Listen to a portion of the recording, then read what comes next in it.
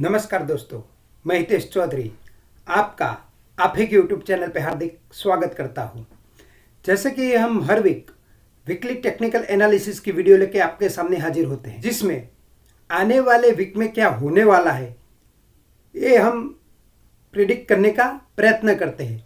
हालांकि stock market में कुछ भी 100% प्रिडिक्टेबल नहीं होता है, फिर भी हिस्ट्री रिपीट इटसेल्फ, यानी कि हिस्ट्री में जो जो पैटर्न बने हैं उसको देख के आगे क्या हुआ था, तो इस बार भी उस टाइप के पैटर्न बने हैं, तो आगे क्या होगा ये हम संभावनाएं बना सकते हैं, यानी कि पॉसिबिलिटी की बात करते हैं, नॉट अ प्रिडिक्शन एग्जैक्ट, और हम पॉसिबिलिटी की बात करते हैं। तो आने वाले वीक में मार्केट की क्या पॉसिबिलिटी रहेगी वो जानने का हम प्रयत्न करेंगे।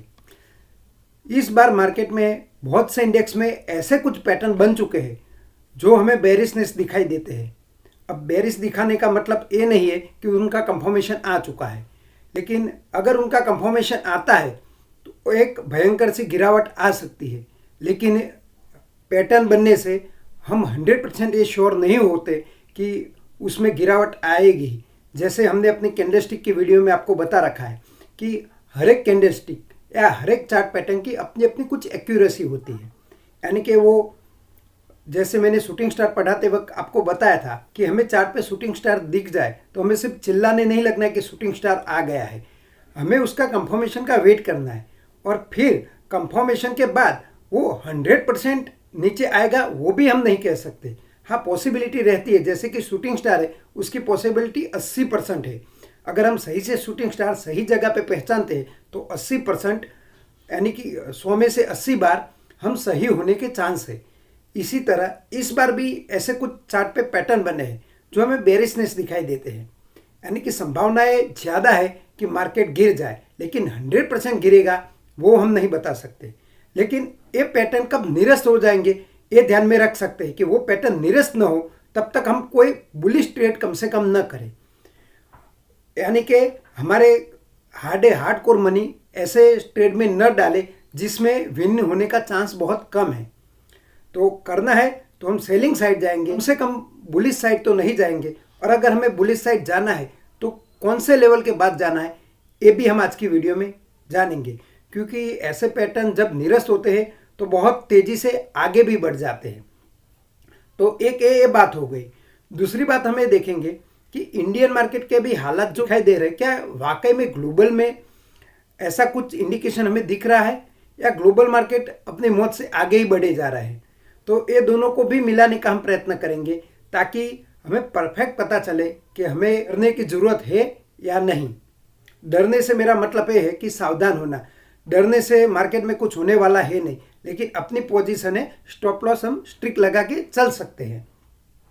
तो बिना देर गवाए हम आज की वीडियो शुरू करते हैं, लेकिन हमारी ये सीरीज़ आपको अगर पसंद आती है तो इसे लाइक करना मत भूलिए, और अगर आप चैनल पे नए हैं तो ज़रूर से सब्सक्राइब कर लीजिएगा।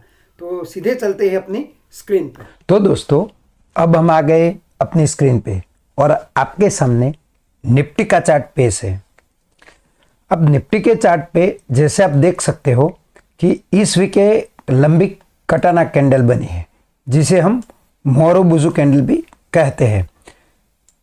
ये जो कैंडल है यानी कि फुल वॉल्यूम के साथ है और तकरीबन 4.77% की गिरावट है, यानी कि तकरीबन 4.5% की इस वीक गिरावट आ चुकी है। अब इस गिरावट का कारण क्या है और हमें आगे क्या ध्यान रखना है इसकी बातें करेंगे।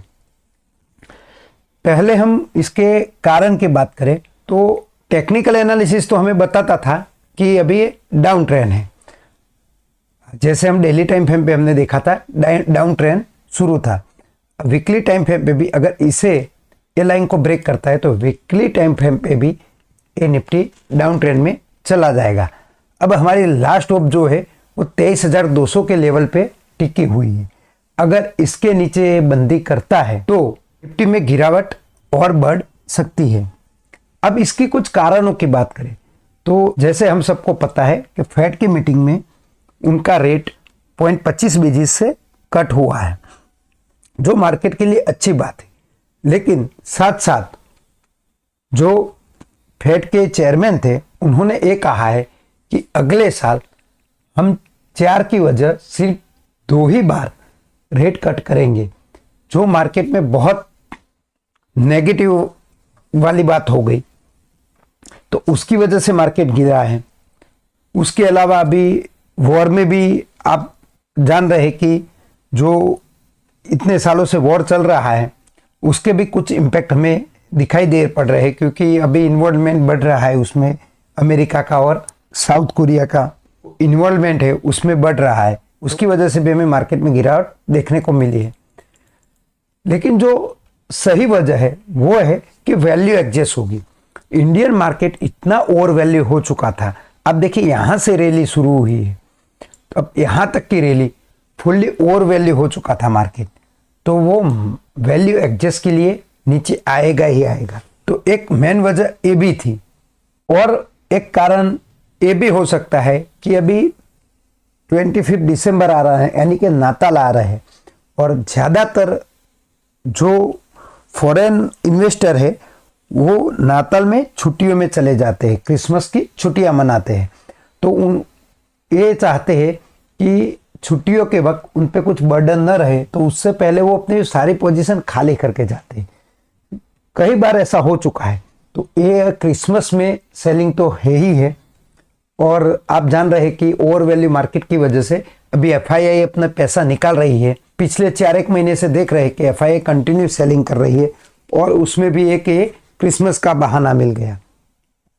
तो ये सारी वजह की वजह से मार्केट गिर रही है। तो आपको मार्केट गिरने की वजह तो पता चल गई, और ज़्यादातर लोग यही हमें कहते कि मार्केट क्यों गिरी। अब हमारे लिए मार्केट क्यों गिरी है ये जानना महत्वपूर्ण नहीं है, लेकिन कहाँ तक गिरेगी या आगे क्या होगा, हम ट्रेडर लोगों के लिए ये जानना जरूरी है। बाकी जितना मार्केट गिरता है और डिप में बाइंग का मौका मिलता है, वो इन्वेस्टर के लिए त्योहार का मौका है। अभी बहुत से ऐसे स्टॉक है, अच्छी अच्छी कंपनियां हैं जो बहुत से डिस्काउंट प्राइस पे हमें मिल रही है। तो हमें अभी ये ध्यान में रखना है कि अब मार्केट में क्या हो सकता है। तो हमारे सामने जो पहले से हमने रेखाएं डाली हुई थी उस पर इंपॉर्टेंट लेवल 23,200 का दिखाई दे पड़ रहा है। अगर इसे भंग करता है तो मार्केट का नेक्स्ट लेवल यहाँ तक रहेगा, और अगर हम इसे सही से ड्रॉ करें तो ये लेवल हमारे लिए 21,300 का रहेगा। अब आप बोलोगे यहाँ तक गिरेगा, मैं ये नहीं कहता कि यहाँ तक मार्केट अभी का अभी आ जाएगा, लेकिन अगर 23,200 का लेवल ये भंग करता है तो 21,300 तक आने की संभावनाएं तो जरूर बनी हुई है।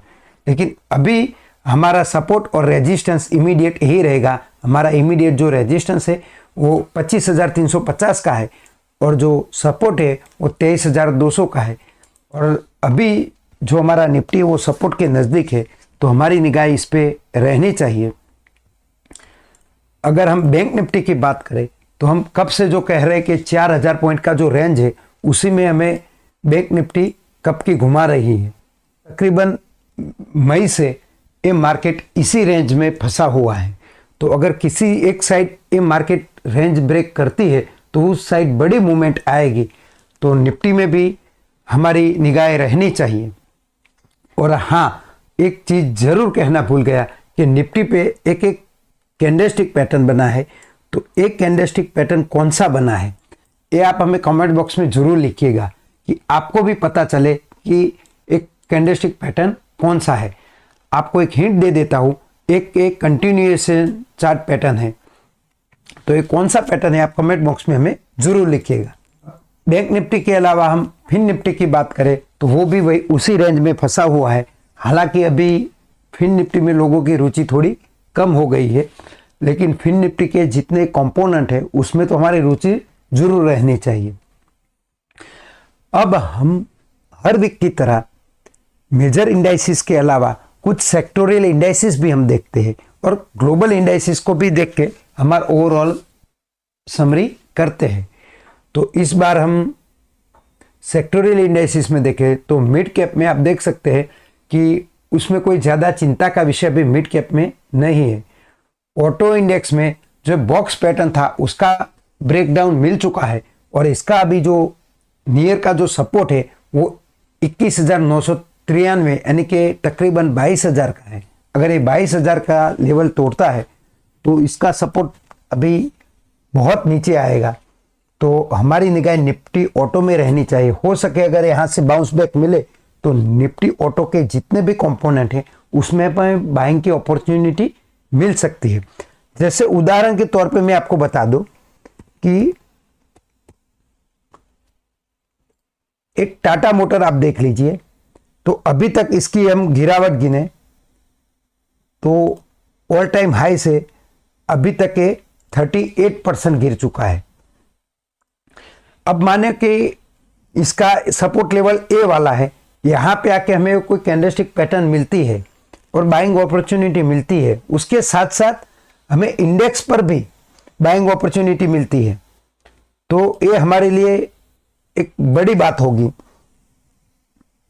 और बहुत अच्छे डिस्काउंट पे हमें ये सारे स्टॉक मिलेंगे। हालांकि मेरी खरीदी या बेचने की रिकमेंडेशन नहीं है, लेकिन मैं आपको समझा रहा हूं कि किस तरह से सही मौके पे इन्वेस्ट किया जा सकता है। तो जितने ऑटो इंडेक्स के कंपोनेंट है वो सारे आप खंगोल सकते हैं। एनर्जी इंडेक्स में का तो बहुत बुरा हाल है, कंटिन्यू इसमें गिरावट चालू है और इसका अभी सपोर्ट है बहुत नीचे है। एफएमसीजी सेक्टर अभी अपने डिमांड जोन पे खड़ा है, अब इसका यहाँ से क्या रिएक्शन रहता है वो जानने लायक रहेगा और डिमांड के पास ही हमारा सपोर्ट रहेगा। यानी कि अभी जो डिमांड जोन है उसके अगर ब्रेक करता है तो उसके नीचे 53,100 का लेवल वो हमारे लिए सपोर्ट लेवल रहेगा। अगर हम मेटल इंडेक्स की बात करें तो इस वीक इसमें बहुत बड़ी गिरावट यानी कि तकरीबन 0.7% की गिरावट हमें देखने को मिली है और इस पर भी वही चार्ट पैटर्न बना है जो निफ्टी में है और एक कंटिन्यूएशन चार्ट पैटर्न है। तो इसमें मेटल में और गिरावट जारी रहेगी, ये आशंकाएं है। फार्मा इंडेक्स में कोई ज़्यादा चार्ट बनावट में कोई ज़्यादा फर्क नहीं पड़ा है, वो वहीं पे अभी कंसोलिडेशन कर रहा है। रियल्टी इंडेक्स भी अभी चार्ट बिगड़ा नहीं है, वो भी अपने सपोर्ट के ऊपर ही अभी कंसोलिडेशन हो रहा है। इस बार अगर हम इंडिया विक्स की बात करें तो उसमें 15.5% की बढ़ोतरी आई थी, लेकिन ये जो दो लाइनें हैं उसके बीच हमें घबराने की जरूरत नहीं है। लेकिन ये लाइन को अगर क्रॉस करती है तो और ये लाइन को, ये दोनों लाइन हमारी लक्ष्मण रेखा है, अगर इनको तो क्रॉस नहीं करनी चाहिए। यहां तक हमें कोई फर्क इंडिया विक्स में ज्यादा पड़ेगा नहीं। अगर हम ग्लोबल इंडेक्स की बात करें तो हम सबसे पहले डाउ जोन्स की बात करेंगे। तो डाउ जोन्स में भी कंटिन्यू 3 वीक से गिरावट आ रही है, लेकिन इसने अपने सपोर्ट से थोड़ा बाउंस बैक दिया है। अगर हम डेली टाइम फ्रेम पे देखेंगे तो आप देख सकेंगे कि लास्ट कैंडल उसके सपोर्ट को रिस्पेक्ट किया है। अगर हम नास्डैक की बात करें तो नास्डैक में इतनी कोई गिरावट खास देखने को नहीं मिली है, यानी कि अमेरिकन मार्केट के इतने बुरे हालात नहीं है जितने अभी इंडियन मार्केट में देखने को मिले। उसकी वजह भी मैं आपको बता चुका था कि डॉलर इंडेक्स कंटिन्यू बढ़ रहा है, यानी कि हमारा रुपया कमजोर हो रहा है, ये भी एक वजह है। इसके अलावा हम यूएस गवर्नमेंट बॉन्ड की बात करें तो इसमें भी एक पैटर्न बना है जो हमारे निफ्टी में बना था, लेकिन वो बेरिश पैटर्न था और ये बुलिश पैटर्न है। तो ये पैटर्न की वजह से यानी कि यूएस गवर्नमेंट बॉन्ड यील्ड है वो बढ़ रहा है, जो अमेरिकन मार्केट के लिए अच्छी बात नहीं रहेगी। जैसे यूएस डॉलर मैंने आपको अभी बताया वो बढ़ रहा है, अगर इसे हम रूपी टर्म में देखें तो आप देख सकते हो कि कंटिन्यूस से अप जा रहा है, तो वो भी हमारे लिए एक चिंता का विषय है।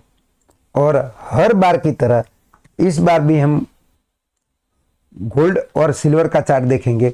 गोल्ड के चार्ट में जो हमारी अभी नियर की रेखा है उसे जरा संशोधित करके हम यहाँ पे ला देते हैं, यानी कि 74,300 की जो रेखा है वो हमारे लिए भी सपोर्ट का काम करेगी। और गोल्ड में आप जानते हैं कि जितना इंडियन मार्केट गिरेगा वो गोल्ड में तेजी संकेत ला सकता है। तो ये हो गए हमारे इंडियन मार्केट के हालात। इंडियन मार्केट में चिंता का विषय तो अभी जरूर बड़ा है, लेकिन हमारी जो रेखा है वो अभी तक भंग नहीं हुए, जो हम हर वीक पहले से देखते आ रहे हैं। लेकिन निफ्टी की जो ए रेखा है अभी तक भंग नहीं हुई। ये रेखा हमने अभी आज डाली, वो हम इसे हटा देते। हमको तो अभी दो ही रेखाओं को पकड़ के चलना है, तो दो रेखा के बीच में ये भी निफ्टी फंसा हुआ है।